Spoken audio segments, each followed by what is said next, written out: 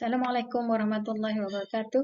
Baiklah, bertemu lagi kita dalam mata pelajaran Bahasa Melayu tahun 4. Kita masih lagi dalam tema 1 iaitu kemasyarakatan. Unit 2 prihatinnya kita, tajuk Kisah Aku dan Datukku. Objektif pembelajaran kita pada hari ini ialah membina dan menulis ayat berdasarkan gambar dan perasa yang betul. Manakala kriteria kejayaan pula ialah membina dan menulis sekurang-kurangnya 2 ayat berdasarkan gambar dan frasa dengan betul. Rujukan DPK 2.0 iaitu SP 3.2.1. Baiklah, untuk makluman awak, hari ini kita akan belajar kemahiran untuk menulis, iaitu bagaimana untuk kita membina ayat. Jadi, untuk membina ayat, cikgu akan menggunakan teknik skop, iaitu SKOP. Di mana S ni membawa maksud subjek atau siapa ataupun benda yang hidup. Manakala K, kata kerja.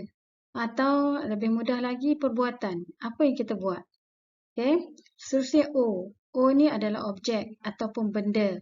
Dan P adalah perluasan ayat yang mana kita akan gunakan bersama-sama dengan kata sendi. Nanti kita akan tengok macam mana cara penggunaan teknik ini. Baiklah, untuk awak lebih jelas, cikgu akan paparkan di sini bagaimana membina ayat dengan teknik skop. Iaitu S mewakili subjek ataupun siapa, K kata kerja, O objek dan P perluasan ayat dan boleh diguna bersama dengan kata sendi antaranya untuk yang dengan agar supaya pada di dan ke. Contoh awak tengok pada gambar di bawah ni. Gambar di bawah ni kita dah dapat lihat ada dua orang perempuan, seorang sedang memotong sayur dan seorang lagi sedang memasak. Macam mana kita nak membina ayat guna teknik ini? Macam cikgu bagi tahu tadi, S adalah subjek ataupun siapa. Jadi kita tengok dalam gambar ni. Kita letak aja. Kita boleh letak bila kita nampak seorang perempuan macam ni, kita boleh guna ganti nama untuk kakak.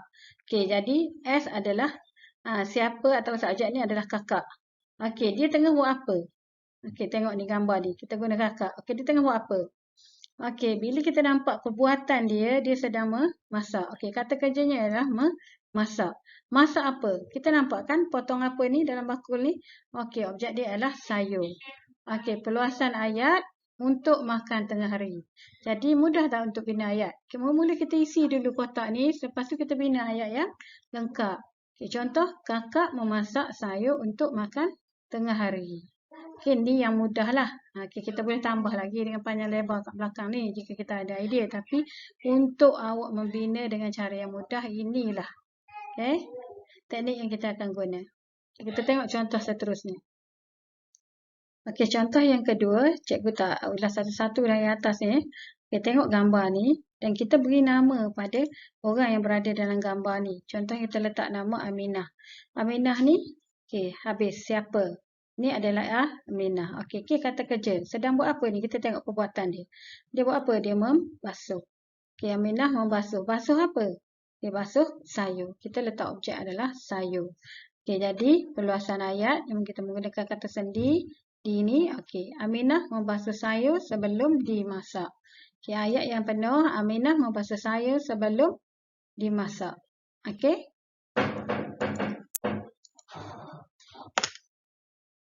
Baiklah, sekarang awak boleh buka buku tab muka surat 10 dan kita akan tengok tajuk pada hari ini iaitu Kisah Aku dan Datukku.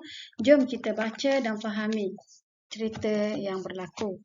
Datuk dan nenek telah tiba ke Johor Bahru untuk menziarahi hadis sekeluarga. Mereka menaiki kapal terbang ke sana. Datuk gembira, nenek pula kagum akan kemudahan yang disediakan di lapangan terbang. Setibanya mereka di rumah Hadif, Datuk telah menunjukkan beberapa keping gambar yang telah dirakam menggunakan telefon pintarnya. Jom kita tengok gambar-gambar yang telah dirakam oleh Datuk. Baiklah, jom kita tengok gambar yang pertama, iaitu gambar, kita boleh tengok dan frasa yang diberi untuk gambar pertama ni adalah petugas dan kerusi roda. Kita tengok di sini. Petugas ini yang dimaksudkan dengan petugas. Ni siapa dia yang duduk atas kerusi roda? Nenek. Ini adalah gambar yang dirakam oleh Datuk. Jadi awak tengok dekat dalam buku tab muka surat 10. Petugas Dia bagi ini ya dalam nota cikgu di sini, dalam buku tab pun ada ya. Petugas di lapangan terbang menyorong kerusi roda yang diduduki oleh nenek. Okey. Kita tengok pula dalam bentuk skop. Okey, teknik yang cikgu nak guna adalah teknik skop. Bila kita guna teknik skop, kita nak masukkan yang mana satu pun subjek, mana satu kata kerja, mana satu objek dan mana satu perluasan ayat. Okey, ni contoh untuk kita bina ayat. Ni ayat contoh yang diberi. Jadi sekarang ni kita pastikan dulu petugas ni apa. Okey, petugas ni adalah subjek. Kerusi roda ni dia adalah benda. Bila benda dia adalah objek. Jadi kita isikan dulu. Okey, petugas kita masukkan di sini. Bila kita nak sedapkan lagi ayat kita, kita boleh tambah. Petugas di lampangan terbang. Okey, petugas di lampangan terbang. Kata kerja. Apa petugas ni buat? Menyorong. Okey.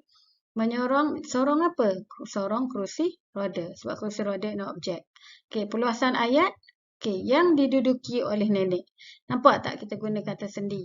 Okey, yang diduduki oleh nenek. Jadi ayat penuh akan jadi petugas di lapangan terbang menyorong kerusi roda yang diduduki oleh nenek.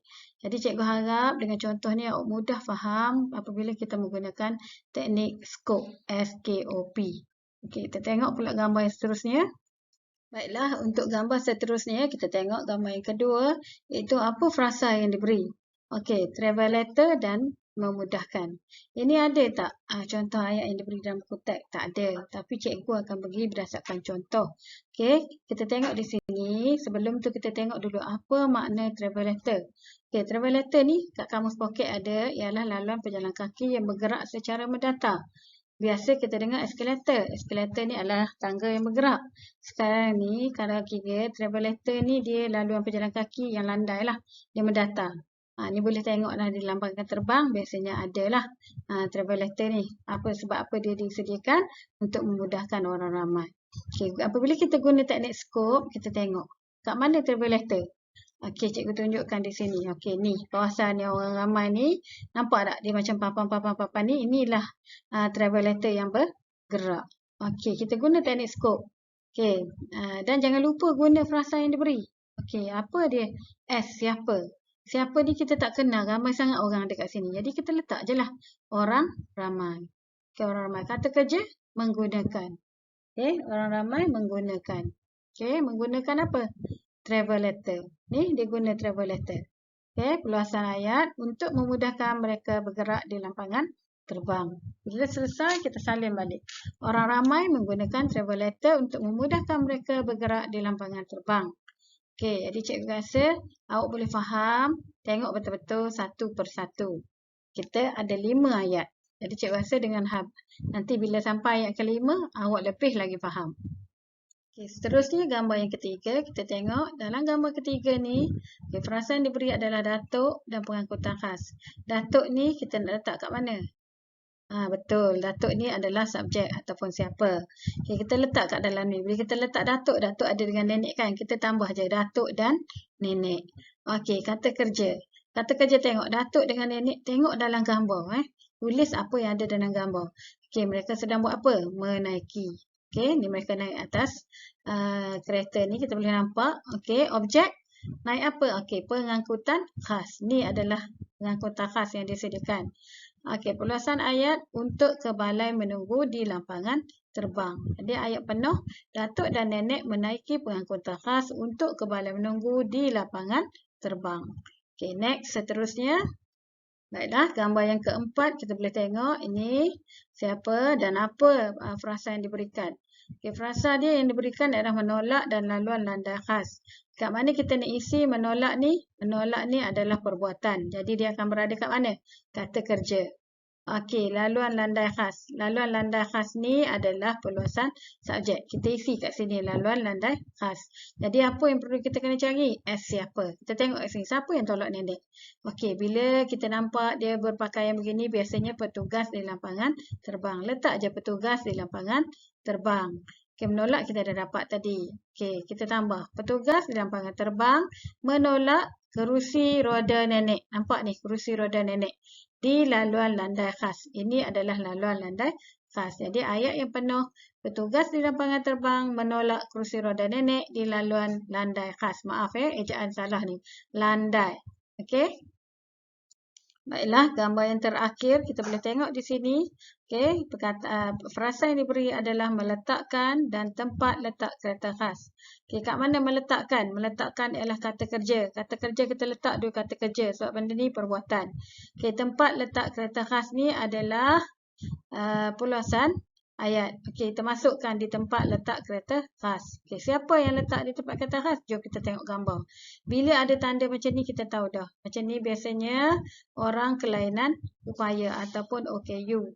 Jadi kita boleh tulis siapa? Mestilah orang yang bawa kereta. Kita panggil pemandu. Pemandu orang kelainan upaya ataupun OKU. Okey, meletakkan kereta mereka di tempat letak kereta khas. Okey, pemandu orang kelainan upaya meletakkan kereta mereka di tempat letak kereta khas. Okey, macam mana? Rasa mudah tak nak bina ayat? Okey, cikgu rasa awak boleh apabila awak faham. Jadi awak kena ingat skop ni apa? Kena cari apa bila nak bina ayat? Ini ada bantuan gambar, ada bantuan frasa. Jadi lebih mudah untuk kita buat. Okey, kita tengok tugasan seterusnya. Baiklah, ni adalah tugasan untuk awak lakukan dalam buku. Sila salin guna buku panjang warna biru. Buku bahagian A, iaitu buku bina ayat. Guna buku panjang cikgu rasa tak ajar guna lagi. Tapi tolong guna buku panjang. Okey, contoh yang awak kena salin. Berdasarkan apa yang kita bincangkan tadi, cikgu nak awak tulis tarikh, comel-comel macam cikgu tulis contoh ni. Tulis unit, tulis tajuk dan cikgu nak awak buat kotak dulu. Subjek, kata kerja, objek dan pulusan ayat. Dan salin satu persatu di dalam kotak ni. Ingat cikgu selalu pesan, okey, dengan awak ni belum biasa lagi, tolong tulis dulu, baru tutup kotak ni. Kalaulah sampai 3 ataupun 4 baris, guna dulu. Kemudian baru tutup kotak. Ini yang pertama, gambar yang kedua, gambar ketiga, gambar keempat, gambar kelima. Sebelum awak tulis yang ni, pastikan di 2 slide, 3 slide yang ke depan tadi cikgu ada tulis sila salin nota, sila salin nota.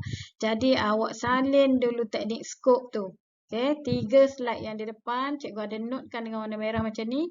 Salin nota, awak salin dahulu. Okey, cikgu rasa ni sahaja tugasan yang cikgu akan bagi untuk hari ini. Jadi kita tengok slide seterusnya. Nanti jangan lupa ya, hantar link kehadiran kepada cikgu. Baiklah, cikgu rasa setakat ini dulu. Okey, tak perlu hantar, tak perlu snap gambar, tak perlu hantar tugasan pada cikgu. Tunggu apabila sekolah buka nanti kita akan tanda. Okey, dan jangan lupa isi link kehadiran sebelum jam 3 petang. Okey, sebelum jam 3 petang, cikgu mohon semua orang isi link kehadiran yang cikgu bagi ini. Okey, cikgu rasa itu sahaja daripada cikgu. Terima kasih. Kita berjumpa lagi dalam sesi seterusnya. Sekian, wabillahi taufiq wa hidayah. Assalamualaikum warahmatullahi wabarakatuh.